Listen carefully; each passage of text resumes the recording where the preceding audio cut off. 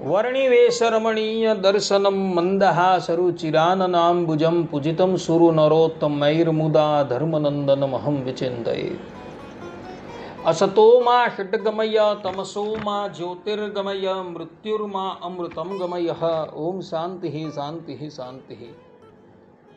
અસ્મદ્ગુરુ સમારંભામ નાથયામૂન મધ્યમામ લક્ષ્મી વલ્લભ પર્યંતામ વંદે ગુરુ પરંપરા. આજની જ્ઞાન સભાની અંદર પધારનારા બધા જ ભગવત ભક્તોને વેદાંતાચાર્ય, પુરાણ ઇતિહાસાચાર્ય, એમએ ફિલોસોફી શાસ્ત્રી રાકેશભાઈના હિતપૂર્વક જય સ્વામિનારાયણ.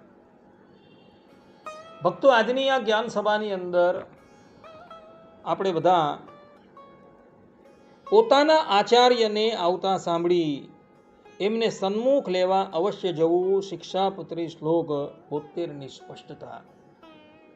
આ વિષય પર થોડી વાત શ્રવણ કરશું તો બધા જ શ્રોતાગણો એકાગ્ર મને કરીને આ પ્રવચન શ્રવણ કરે અને એને આત્મસાત કરી લે. તો આચાર્ય શબ્દની નિરુક્તિ કરતા કોશકારો કહે છે કે આ ચિનોતિ શાસ્ત્રાર્થાન આચરે સ્થાપયત્યપી સ્વયં આચરે યસ્માદ આચાર્યસ્તેન ચોચ્યતે.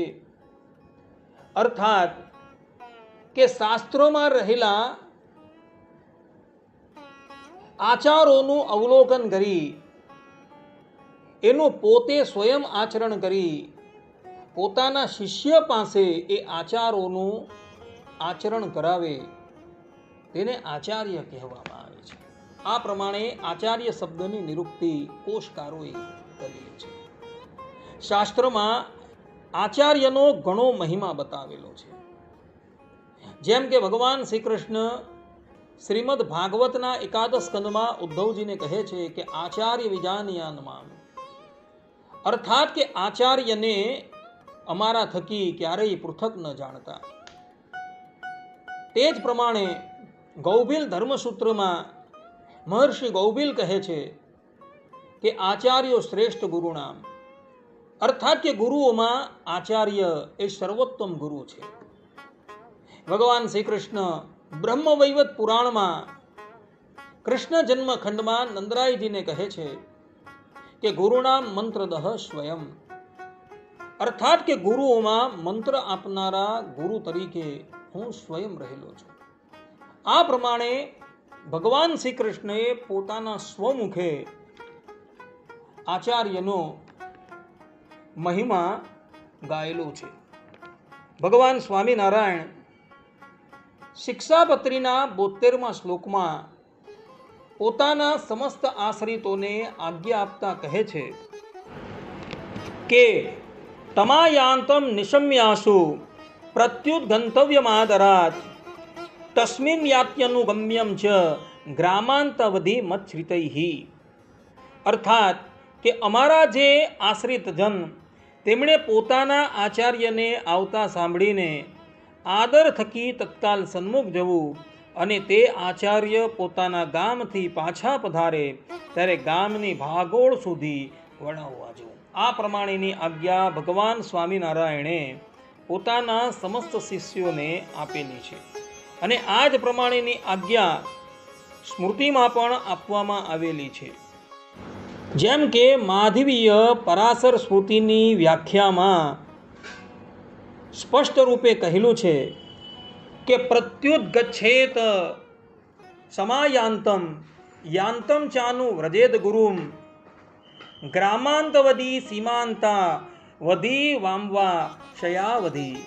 અર્થાત કે ગુરુ જ્યારે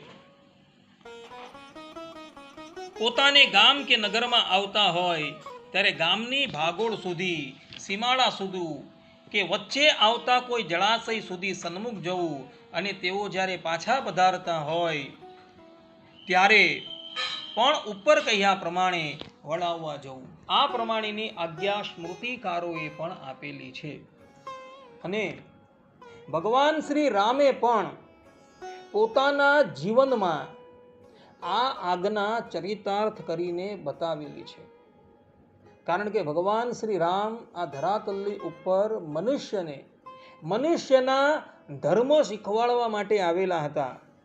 અને એટલે માટે એઓએ પણ પોતાના ગુરુ પોતાના આચાર્યને આવતા સાંભળી સામે જઈ એમની આગવાની કરેલી હતી. આ પ્રસંગનું વર્ણન કરતા ગોસ્વામી તુલસીદાસજી રામચરિતમાનસ અયોધ્યા કાંડ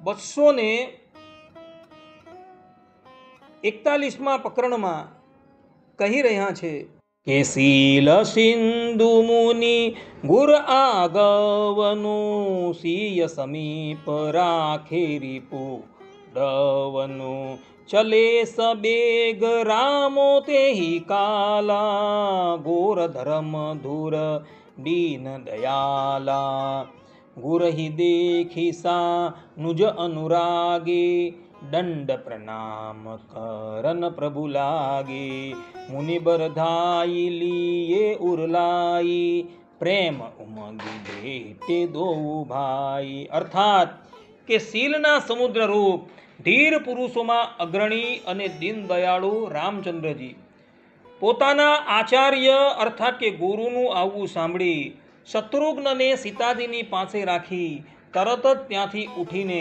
ઉતાવળા તેમની સામે ગયા. ભાઈઓ સહિત રામચંદ્રજી ગુરુને જોઈ પ્રેમથી દંડવત પ્રણામ કરવા લાગ્યા. ગુરુએ તેમને પોતાની છાતીએ લગાવ્યા. ગુરુ વશિષ્ઠ મુનિ પ્રેમથી ઉમંગીને બંને ભાઈઓને એટલે કે રામ અને લક્ષ્મણને મળ્યા. આ પ્રમાણે ભગવાન શ્રી રામે પણ પોતાના આચાર દ્વારા મનુષ્ય માત્રને ઉપદેશ આપેલો છે કે જ્યારે પોતાના ગુરુ પોતાના આચાર્ય પોતાની સન્મુખ આવતા હોય ત્યારે એ આચાર્યની સન્મુખ જવું અને એમને આવકાર આપવો. આ પ્રમાણેનું આચરણ ભગવાન શ્રી રામે પોતાના જીવનમાં કરી બતાવેલું છે અને મનુષ્ય માત્રને પોતાના આચરણ દ્વારા પ્રેરણા આપે છે. તો આપણે પણ જ્યારે આપણા આચાર્ય આપણા ગામમાં કે આપણા નગરમાં આવે ત્યારે આપણે પણ સામું જઈને એમની આગવાની કરવાની છે અને જ્યારે એવો પાછા ફરે ત્યારે એમને વળાવવા માટે પણ જવાના છે. કારણ કે આ જ પ્રમાણેનો આચાર આપ્તજનોએ નક્કી કરેલું છે. તો બધા જ લોકો આ વાત જે છે એ આત્મસાત કરી રાખે અને ભગવાન શ્રી હરિએ જે પ્રમાણેની આજ્ઞા આપેલી છે ને ભગવાન શ્રી રામે જે પ્રમાણેનું આચરણ કરેલું છે એ જ પ્રમાણેનું આચરણ આપણે આપણા જીવનમાં ઉતારવાનું છે. કારણ કે કાવ્ય પ્રકાશકાર મમ્મટ સ્પષ્ટ રૂપે કહે છે કે રામાદિવત વર્તિતવ્યમ, અર્થાત કે રામના જેવું આચરણ કરવું પરંતુ રાવણના જેવું આચરણ ક્યારેય પણ કરવું નહીં. એટલે ભગવાન શ્રી રામે જે પ્રમાણેનું આચરણ કરેલું છે તે જ પ્રમાણે આપણે પણ આપણા આચાર્યને આવતા સાંભળી આદર થકી એમની સન્મુખ જવાનું છે અને જ્યારે એવો આપણા પૂર થકી પધારે ત્યારે એમને વળાવવા માટે જવાનું છે. આટલું કહીને હું મારી વાણીને અહીં વિરામ આપું છું. સર્વે સંતુ નિરામયઃ સર્વે સુખીનો ભવંતુ સર્વધરાણી પશ્યંતુ મા કશ્ચિદ દુઃખ ભાગ ભવેત અસ્તુ. જય સ્વામી.